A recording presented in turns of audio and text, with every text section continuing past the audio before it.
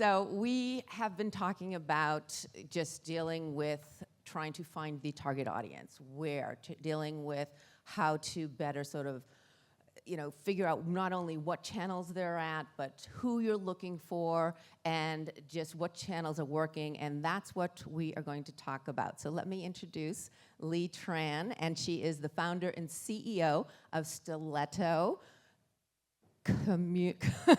Collective. Yes, and Stiletto is cool because it is women, minority, started agency, and so let Lee Lee talk about it and really tell us what Stiletto is before we get into everything else. Yes, thank you, Lisa. So Stiletto is based here in Austin. I started the company around 3 years ago at the tail end of COVID. Been in the business for 28 years. Started my career in LA actually in BBDO's first interactive department. We back in the day called it interactive, not digital or advanced. And I've just been fortunate enough to kind of see the industry really evolve. Stiletto, we don't really focus on any one vertical. We're full service. We do brand design, creative down to content marketing, and of course what we're talking about today, media planning and buying, specifically video. So that's Stiletto. All right, well, thank you, Lee. So, let's just get into it in terms of, as an agency, before we get into more specifics on different clients, but how are you targeting your audience? I mean, obviously, it depends your client, and it depends what they're looking for, but just go into the general flow of what you're doing to really, because it's really important to not only target, but hyper-target. Yes, we like to think of our clients, of course, by category. So we have B2B, B2C, and what we call B2B2C. So it really just depends on what category we're in. And a lot of our clients, I love puns, so you'll hear a lot about it. Our tagline is elevating brands of all sizes, and we really believe in that. We are dedicated to nonprofit clients and for-profit clients as well. For every 3 for-profit client we have, we like to work with a nonprofit client. And so really for me, whether you're in any of these categories or you're for-profit or nonprofit, the tools available for us today and the platforms, everybody can utilize it. So we really want to kind of deliver that to all clients of all sizes. Well, all right, so let's specifically, you have a client that is in the water category, and of course, that is a very saturated category. So how are you differentiating them? First talk about the company itself, and then how you differentiating them in terms of finding the audience you need. So Rambler started in Austin about 6 years ago, so they're still a startup water brand in a heavy category. Well, actually, how many people here would never or don't prefer bubbles in their water? Me. Yeah, so we don't want to speak to any of you guys. And so, as a brand, a sparkling water brand, it's a very saturated category, but obviously knowing who we are, we're Austin-based. You can see here, we're all about the Ramblin' spirit. We have kind of a 70s nostalgia vibe, and we're about getting out there.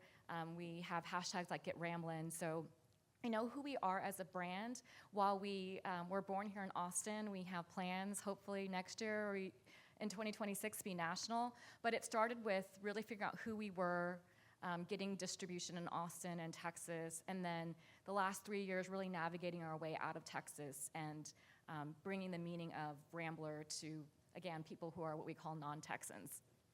Well, so talk about that, because you have expanded. You're not quite national, but you are in other areas.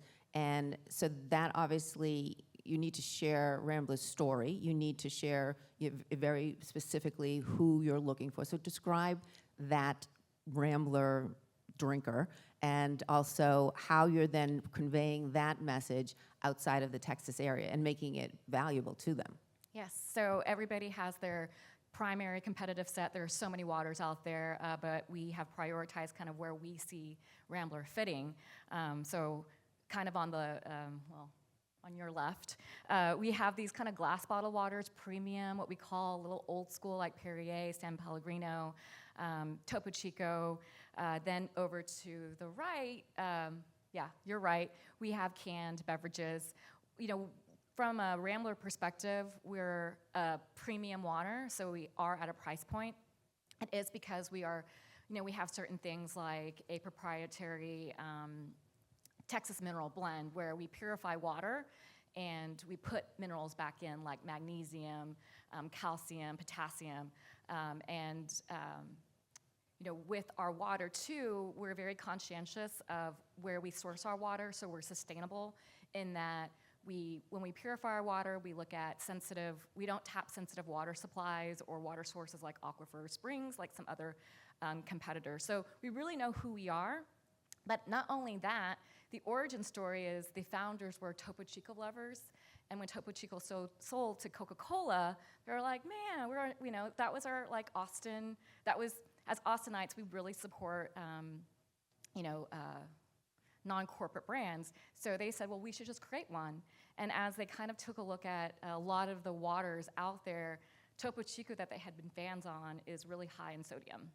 So not to dish them, I love a ranch water and I love Topo Chico, but really Rambler is low in sodium, non-GMO, and soon to be kosher certified. So we really knew who we were, and we knew that we could attract people who were like-minded to us as a brand. So it kind of really starts there.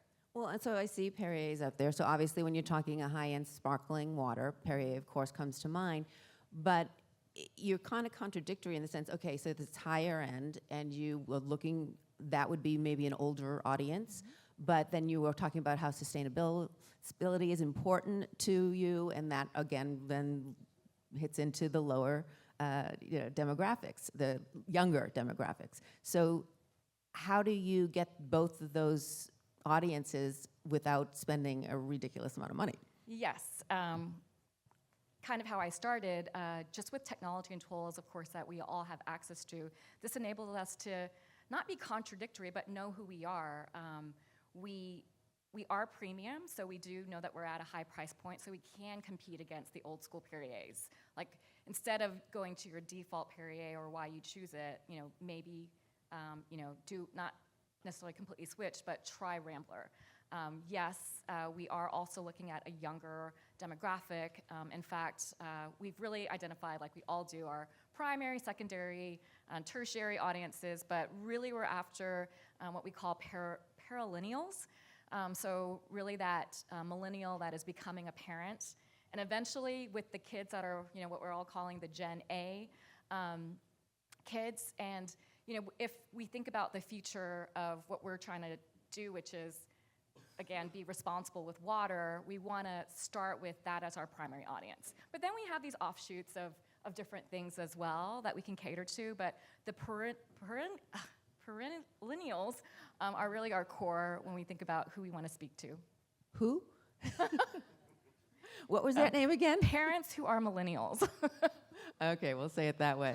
All right, so you've defined who you're looking for. You know your audience. But so now, how are you specifically reaching that audience? Like, and how is AI even coming into play? Or I know obviously contextual marketing is a big part of it, but just to know that you're not just, you're not just spraying it out there and hoping people pick up. Yes, we've definitely used AI to really come up with all these diverse audience segments that are meaningful to us. So, I talked about the purpose-driven brand cause marketing. So every can that we sell, we give back to American Rivers and Texas Parks and Wildlife. So that inherently is a very specific group. Maybe in that group we don't really talk about like price points or how we're really different than Perrier or Topo Chico. We're really more about our conservation efforts and aligning with people who think that way. So that's a very specific segment where we, again, don't look at age, don't look at kids in the household, just really want to kind of laser focus on that's something important for us, and we want to talk to people who, again, identify with that stuff. Going back to Topo Chico, that's sort of the origin story of how Rambler was founded, but it was really interesting when we talked about trying to target our competitors. There was so much data out there, second party, third party, all the different ways you can look at contextual. But Topo Chico, finding that audience was something that was really interesting. It was really hard to get at the right segment of Topo Chico. There were like hard seltzers available, but finding that right Topo Chico audience was something that we leveraged AI to do and get all these different inputs and create our own kind of custom like Topo Chico competitive segment. So AI has great ways of just allowing us, again, to create all these different but connected audiences and still be meaningful back to the brand. Well, and even going back to the data, like we didn't really talk about that at all in terms of how are you knowing your audience is so specific to what you're looking for? We definitely will do social listening. We, again, had the origin story was we wanted a better for you water that, again, the founders had their awakening call on breaking down Topo Chico and realizing that it wasn't actually probably good for them. So we started there. Anyone who's really aware of what they're putting in their body, that is a sort of mindset segment that we're also interested in. So again, for us, there's so many, and what we do is we kind of map it out. And what's great about this brand and AI today too is, I'll kind of talk about this as well, is with all these different audiences, we need to make sure though that we're consistent with the brand, but also delivering messages that are on point to each of these disparate consumers.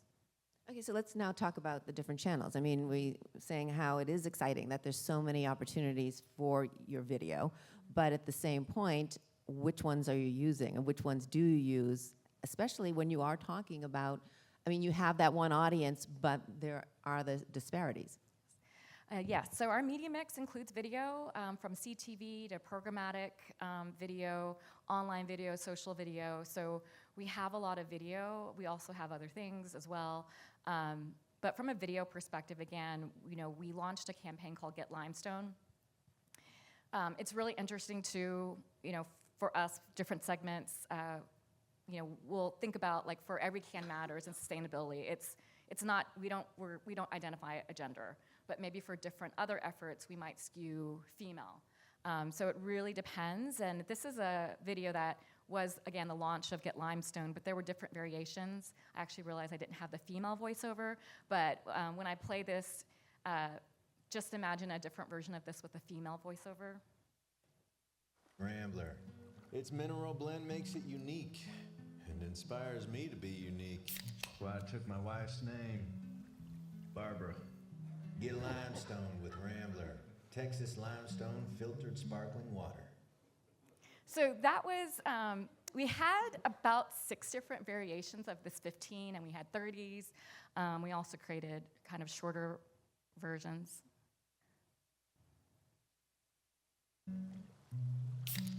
Do whatever floats your tube.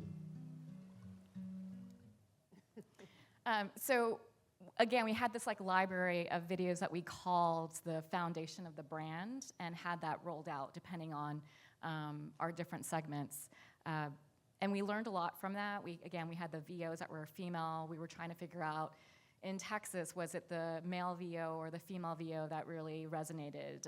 In non-Texas markets, what was that variable? We had female versus male slices as well to kind of help us learn on the fly with its new brand campaign. And then, of course, for us, like things like Every Can Matters or sustainability was really important. We leverage influencers to help kind of tell that story and help retarget, spread the word beyond our Get Limestone campaign. And so I'll share kind of a few influencers, and you'll kind of see the first one is leveraging more of that spirit of people who are outdoor lovers and getting out there, that Get Ramblin' spirit. And then the other one is really targeted to what I had mentioned before, the Parallennials. Very good. I think that deserves a round of applause. Thank you.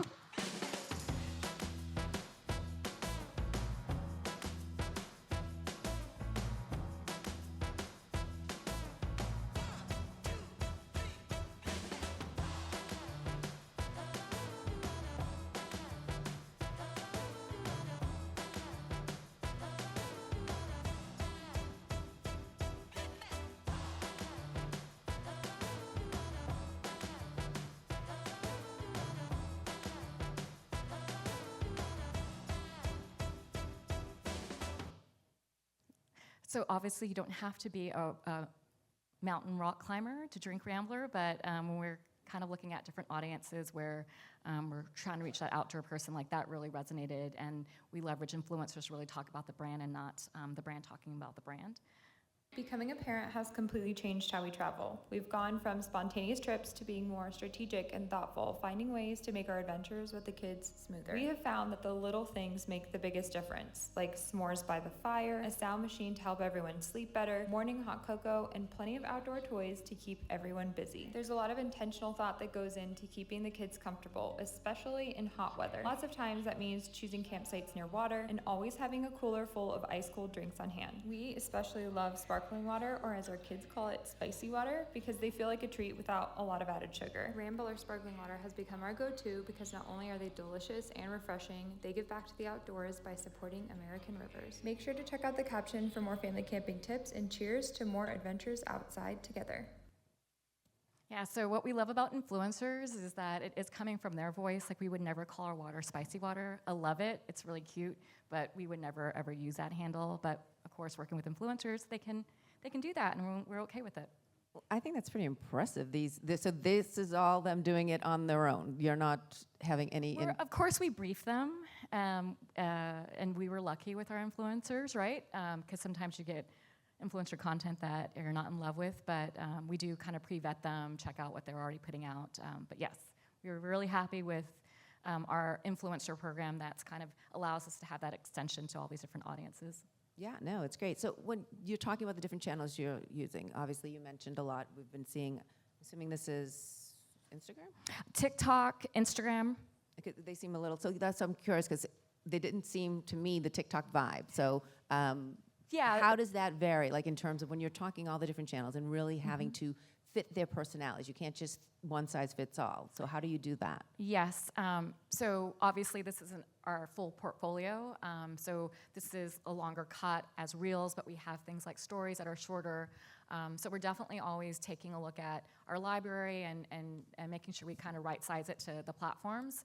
But going back to the media mix, while we have video first in a lot of different platforms, I'm going to talk about this, and I'm not here to plug this particular company, but what we do is we try to give more life, especially with our social video content, influencer content, beyond the walls of the platforms.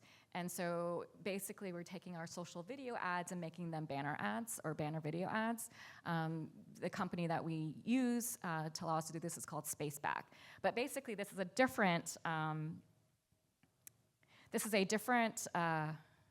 execution, if you will, but it is influencer video content that lives on our social handle. We're then able to, and you can do this for Instagram, TikTok, LinkedIn content, turn your actual social posts into like a banner ad that is out there, and for us, we distribute it through the Trade Desk. So this is a local kind of skater, influencer, band person, a different audience as well that we were targeting, but we were able to take this content and again, give more life, target more people in different ways through the Trade Desk. Well, and before we move on to another one of your clients, which I think is really interesting what you were able to do, but you're, as you said, you're just expanding with Rambler, and so you need to be very location focused. How are you managing that with the intent that you're going to expand, nationally? Yes, everything for us has been, you can buy Rambler on Amazon, and actually it's Amazon Prime Day. So anybody who wants to try it, it's 30% off today and tomorrow. But really for us, it's supporting brick and mortar. We started in Austin. Every partner, grocery store partner, C-store partner is very important. And so what we do with our paid media dollars is to support our distribution. And we don't have funds like Bubbly or other big water brands. And so what we do is we look at all of our sales data. It's definitely a weekly exercise that we look at. And we try to support top-selling retail stores. So we will have all of our retailers identified, and it varies. So we're in Walmart's. That's a different customer segment than Whole Foods, than brands on the East Coast, West Coast, Fresh Market. So what we do is we also, going back to all these different audience segments, is whenever we are in a new retail distribution, is try to then figure out like our audience, who is the Walmart audience that is our audience, and then create that segment. But again, everything is hyper-focused. We get the store lists top selling, and then we do a geofence around each store. So again, for us, it's everything about what technology and AI has allowed us to do is be faster, more nimble, and we still feel connected in a very fragmented space.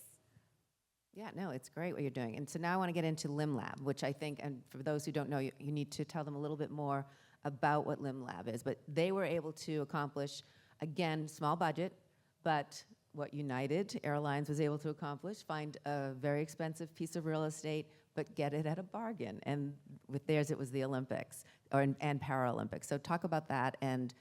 But as I said, first let them know what LimLab is. Yes. So we've been working with LimLab for prior to this year 3 years. So a lot of what we did was programmatic.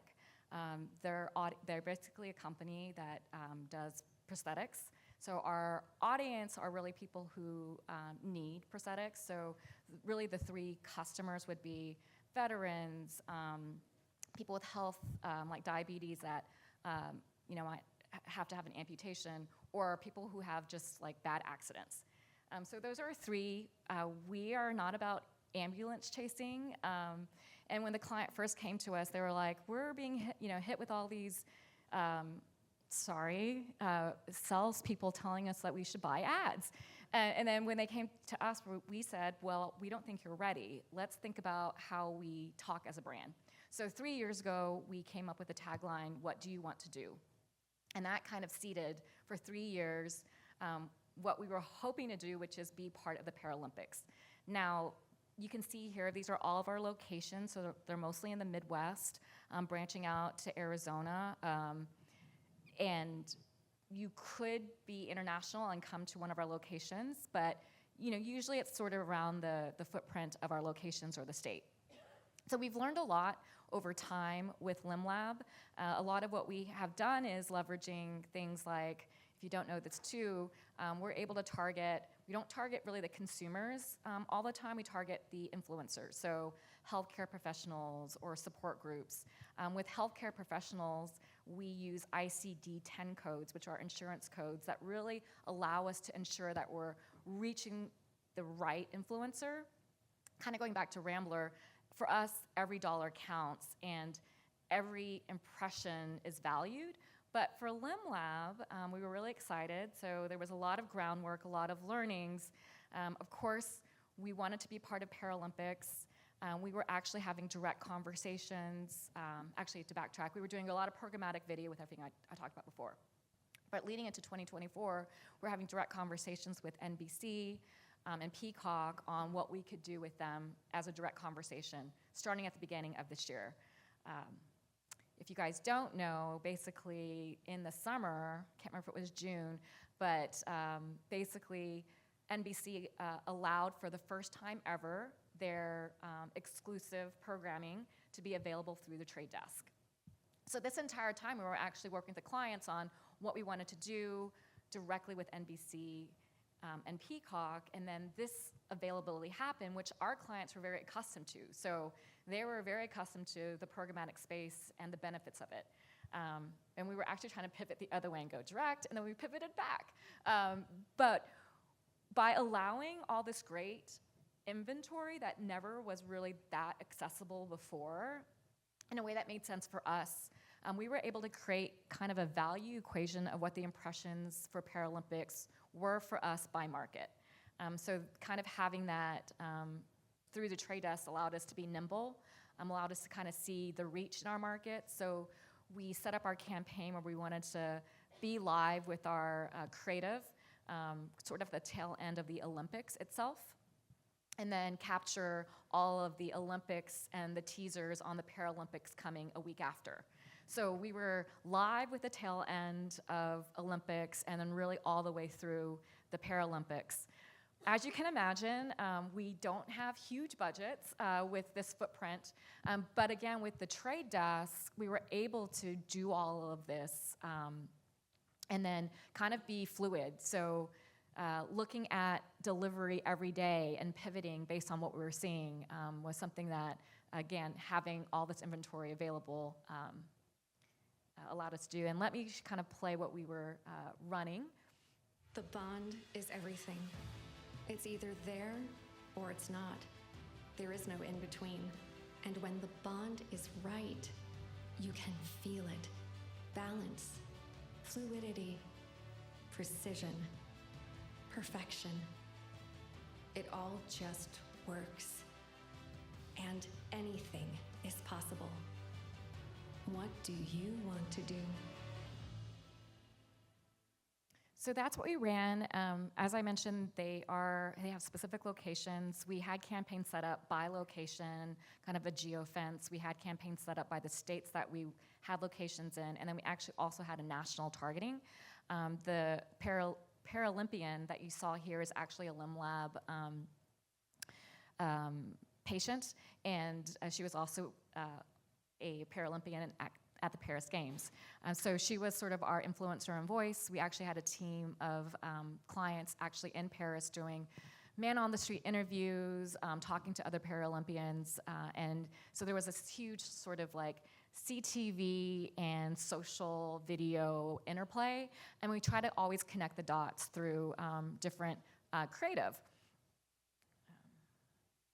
So this says, kind of flip through this. That's the vertical, oops. That's the vertical version of the Paralympic brand spot that we ran. But very similar to, and we don't do this for all of our clients, very similar to Rambler, we use Spaceback to take all of this content that was happening in real time. So between the Olympics and Paralympics, that's a short window, and we wanted to maximize our visibility as a brand that's very relevant for the Paralympics. So we created all this social media content that we were able to quickly then turn into digital ads. As you can think, for us, it was really important just to be in market real time as fast as we could, again, targeted to the right people. So on the right, you can see here, this is another Paralympian. So we kind of added extensions of our campaign that was seen on connected TV through social media, but extended. And then what we did was, for us, it was about creating awareness and visibility.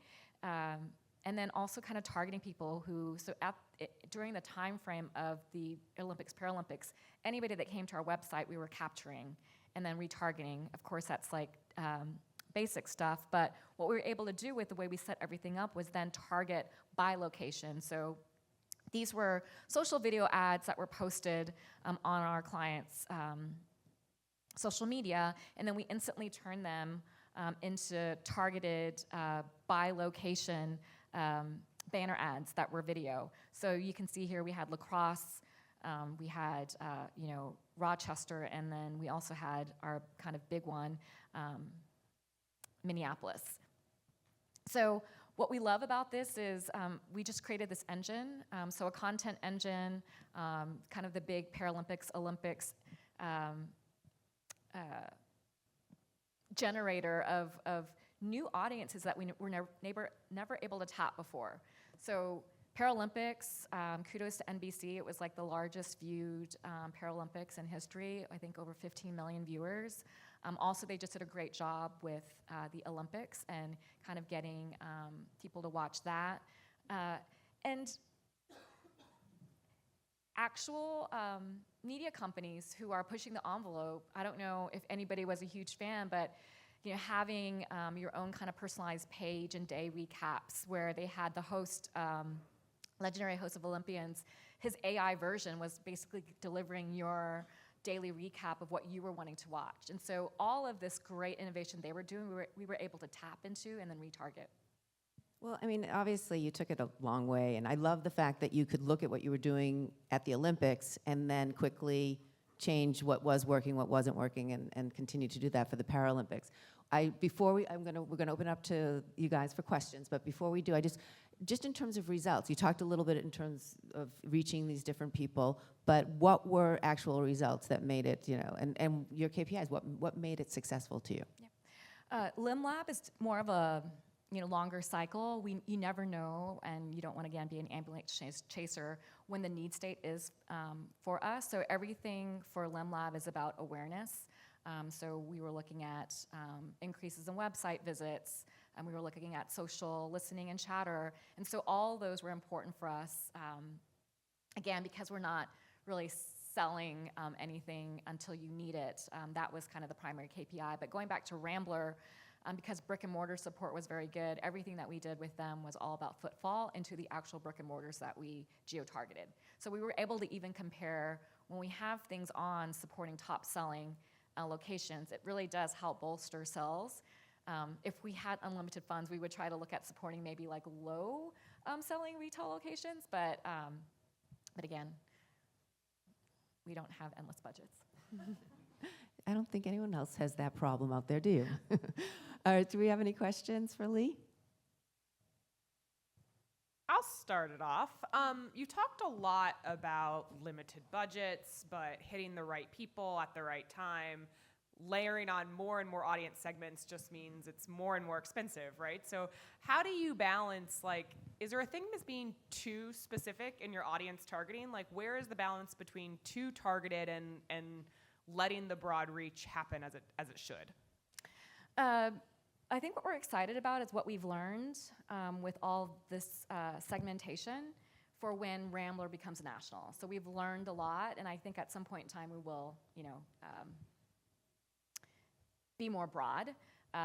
For Lim Lab, that is definitely something where we would never be that broad. Paralympics is a point in time, so we're super excited about what we've learned now and how we could be better poised, prepared for LA in 2028. But I think it's things, we didn't talk a lot about AI, but it's things like, and everybody has it, but for these two campaigns, again, I'm not plugging Trade Desk, but we used, Trade Desk is, Koa and Kokai. So Koa was their version of like ChatGPT, as you guys all probably know, where, you could use it to really help do planning and buying. But it is a little bit more of that broad, like you ask, you basically it's more broad. Versus Kokai is where you could basically just ask a specific question, think of things more targeted, which allowed us to kind of get into that whole idea of like, what is the one thing we're trying to do with the one audience, and how do we like satisfy that first versus thinking about it broadly. So hope that answers the question. Yeah. We got one right here. How you doing? Nelson Ferreira at MyCode. Regarding Rambler and your expansion, I know you said you want to get national, but in the meantime, are you doing a rolling expansion? And if so, how are you determining what markets to go into? It's basically what retailers pick us up and where they put us. So that is the strategy. So we work hand in hand with the sales team. Rambler has a great sales team, and they're the ones kind of brokering all these deals. I didn't talk about it here, but last week with Digital Out of Home, we talked about how,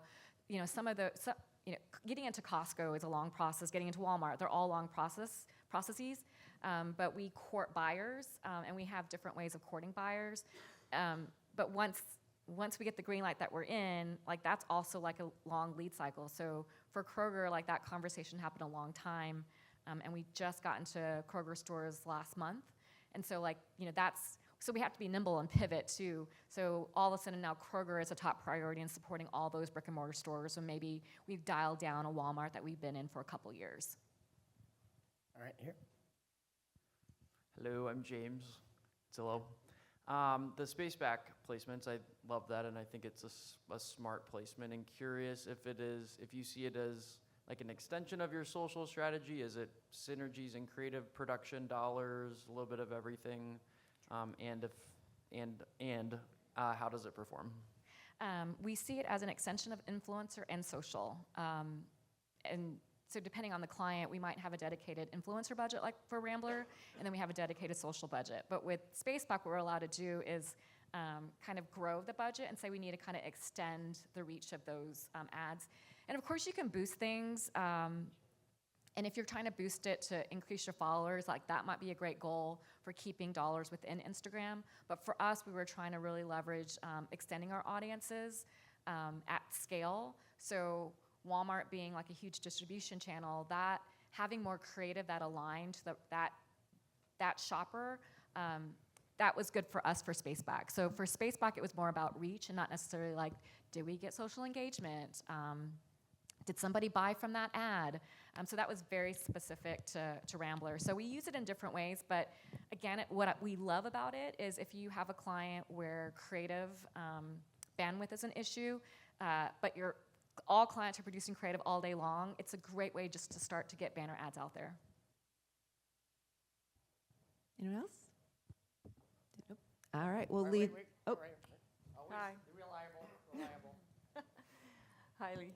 Vivi with Just DNM. How are you managing the retail media? Because being at Walmart, you know that they have requirements for minimum spend, but you are focusing your efforts in areas where you have the highest sales at those stores. So how are you managing, how are you balancing that, you know, and telling Walmart, no, we cannot spend that much because we have to focus on your highest sales locations? Yes, so I guess it's okay to say this, but right now, Rambler doesn't have any JBP requirements. So Walmart doesn't say you have to spend X amount. So long as they know we're supporting and how we're supporting it, they're okay with that. I think as we grow as a brand, that won't be the case. But for us, it's also how you define retail media networks. We consider retail media networks just looking at any retailer data and targeting it, whether it's off-platform or on-platform. And so that's kind of how we've identified it for this client who will grow, and then one day we probably will be required to commit in different spots. But today, that is not Rambler's pain point. anyone else? Going, gone. Lee, thank you so much. That was awesome. All right.